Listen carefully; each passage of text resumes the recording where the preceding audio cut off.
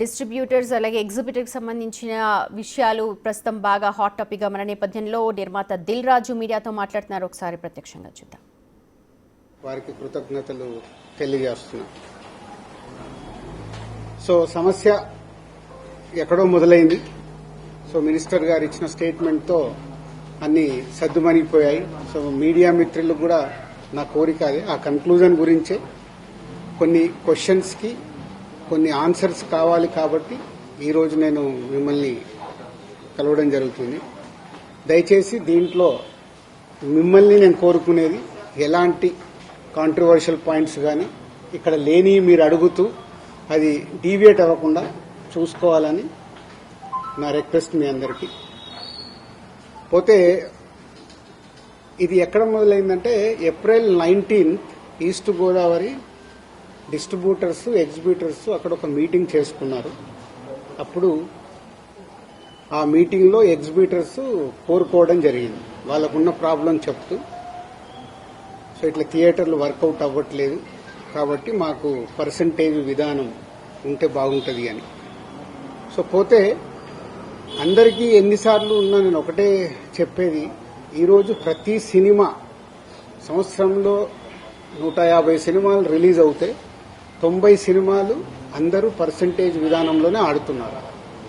కొన్ని సినిమాలే rent are percentage అనే విధానంలో ఆడుతున్నారు. సో ఈ రెంట్ ఆర్ పర్సంటేజ్ విధానంలో ఆడుతున్న దగ్గరే ఎగ్జిబిటర్స్ కి కొన్ని ఇబ్బందులు ఉన్నాయి. కాబట్టి వాళ్ళు అలా ఈస్ట్ గోదావరిలో ఏప్రిల్ 19న డిస్ట్రిబ్యూటర్స్ ఎగ్జిబిటర్స్ మీటింగ్ లో వాళ్ళు కోరుకోవడం జరిగింది. సో దానికి కొందరు అక్కడ డిస్ట్రిబ్యూటర్స్ యాక్సెప్ట్ చేయలేదు.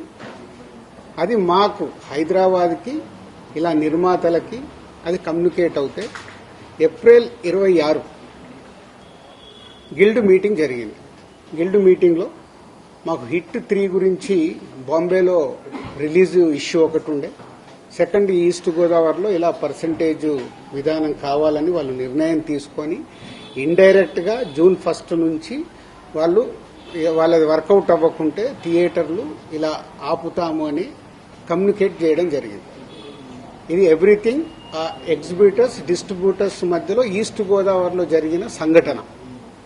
అది మా గిల్డ్కి వచ్చినప్పుడు గిల్డ్లో మేము ఉన్న వర్కింగ్ కమిటీలో ఉన్న ప్రొడ్యూసర్స్ అందరం ఏమనుకున్నామంటే వాళ్ళకి ఎందుకు వర్కౌట్ అవ్వట్లేదు, వాళ్ళని ఒక 6 months వాళ్ళకు వస్తున్న రెవెన్యూలు ఏంటి, వాళ్ళకు వస్తున్న ఖర్చులేంటి, ఎందుకు వర్కౌట్ అవ్వట్లేదు, వాళ్ళని స్టేట్మెంట్స్ తీసుకొని రమ్మందాము. వచ్చినప్పుడు అది డిస్కషన్లోకి పెట్టి నిజంగా ఎగ్జిబిటర్స్కి, ఎందుకంటే మేము అన్ని టెరిటరీలో ఉన్నాం, ఎగ్జిబిటర్స్ కష్టాలు కూడా మాకు తెలుసు. ఎగ్జిబిటర్స్ కష్టాలు ఏంటంటే మేము డిస్ట్రిబ్యూటర్గా ఉన్నాం కాబట్టి ప్రొడ్యూసర్ నుంచి డిస్ట్రిబ్యూటర్ నుంచి ఎగ్జిబిటర్, ఈ 3 టెరిటరీలు ఒకరికి సంబంధాలు ఉంటాయి. డిస్ట్రిబ్యూటర్లుగా ఉన్నప్పుడు ఎగ్జిబిటర్కి మేము ఇందాక నేను చెప్పినట్టు రెంట్ ఆర్ పర్సంటేజ్ అన్నప్పుడు ఫస్ట్ వీక్ బాగా రెవెన్యూ వస్తే రెంట్ ఇస్తున్నాము, సెకండ్ వీక్ కలెక్షన్ తగ్గిపోగానే పర్సంటేజ్ వస్తుంది. అది వాళ్ళ కష్టమైనది, ఇది మా అందరికీ తెలుసు.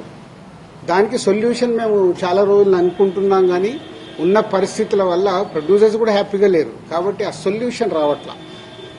సో అలా ఏప్రిల్ 26 గిల్డ్లో జరిగిన మీటింగ్ ద్వారా ఆ డిస్కషన్ అలా కంటిన్యూ అవుతూ వాళ్ళని రమ్మని చెప్దామని అడగడం జరిగింది.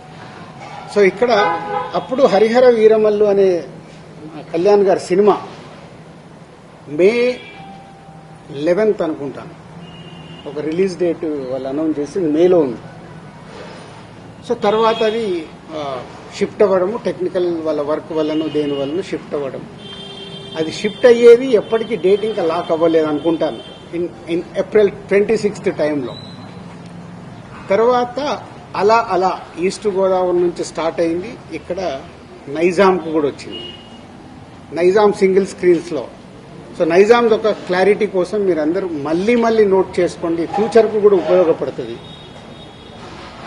నైజాంలో సింగిల్ స్క్రీన్స్ 370 థియేటర్లు ఉంటాయి, 370 సింగిల్ స్క్రీన్స్ తెలంగాణ స్టేట్